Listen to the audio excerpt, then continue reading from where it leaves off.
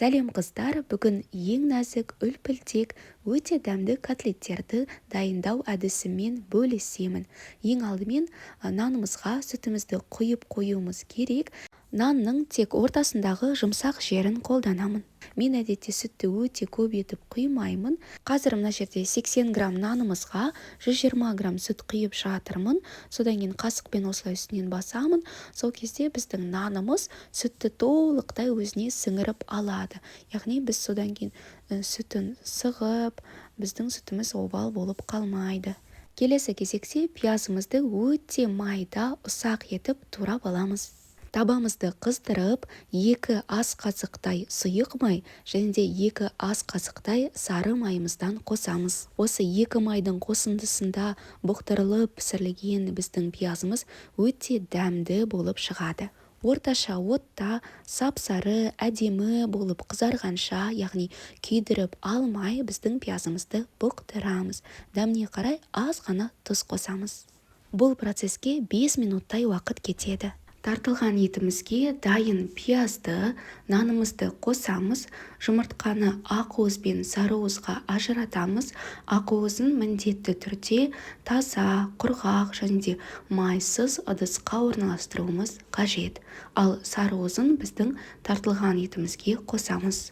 Дәміне қарай тұз, қара бұрышын қосып, мұқият араластырамыз. Біздің котлеттеріміз пісіру барысында шашылып қалмай, оңай бірігу үшін, формасын жақсы ұстау үшін мұқият араластыру керек.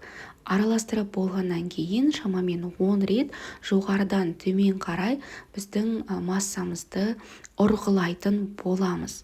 Бұл процесті шамамен 10 рет жасау керек. Сол кезде массамыз әбден бірігіп, өзара жабысқақ бола түседі. Ал ақуызымызды осындай кішкентай ыдыста миксерлеуіміз қажет. 2-3 минут уақыт кетеді. Формасын ұстайтын ыдыстан ағып кетпейтін дәрежеге дейін жеткіземіз. Үлпілдек массамызды тартылған етімізге қосып, қолымызбен, байыппен араластырамыз. Ақуыздың нәтижесінде біздің котлеттеріміз сондай үлпілдек болып шығады. Әрине уақыт болмай жатса, бүтін жұмыртқаны бірден қосып жіберсеңіз де болады. Котлетке арналған массамыз дайын. Бұл тағамға ең керемет ілесетін гарнир картоп езбесі деп ойлаймын. Сондықтан 4-5 дана картопты ұсақтап, тұзды суға қайнатып пісіріп аламын. Орташа мөлшердегі томпиған котлеттер шығу үшін 80 граммнан бөліп алатын боламын. Негізі 70 және 100 грамм аралығында дайындасаңыз болады. Қолыңызды сулап алып отырсаңыз, котлеттердің формасын келтіру өте ыңғайлы болады. Осындай панировочный сухари немесе ұнға ұнату қажет. Котлетке нан қосқанды ұнатпайтын адамдар болады. Менің қосу себебім котлет сочный болу үшін майлылығы орташа тартылған ет қолданамын. Мүлдем майсыз ет қолдансаңыз, котлеттер құрғақ болуы мүмкін және құрамындағы нан артық майды өзіне сіңіріп алады. Біздің картопымыз пісіп жатыр. Осы уақытта котлеттерімізді қуырып үлгереміз. Котлеттеріңіз кішірек және жұқа болса, онда табамыздың қақпағын жауып, екі жағынан қуырып алу жеткілікті.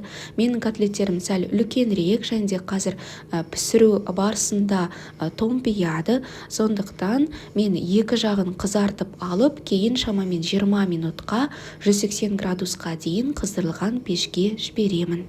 Сол кезде ортасы толықтай пісіп шығады. Піскен картопымызға дәміне қарай тұз, аз ғана сары май және аз ғана сүт құйып, жақсылап езіп аламыз. Көп жағдайда картоптың өзі піскен судан аз ғана алып қалу керек, толық төкпеу керек деп айтып жатады. Мен толықтай барлық суын төгіп тастап, езіп, көрсетілгендей сары май және сүт қосам. Өте дәмді және де көріп тұрғандарыңыздай тіпті осындай формамен шығарған кезде өте икемді болып шығады. Картоп езбесін ерекше етіп ұсыну үшін ыстықтай осындай кондитерлік қапқа салып, насадкасын орнатып, осылай сығып шықтым. Өте әдемі болып шықты. Тағамның дәмді болуымен қатар әдемі етіп ұсынылуы да маңызды деп ойлаймын. Бұл процесті картопты езіп болғаннан кейін ыстықтай жасау керек.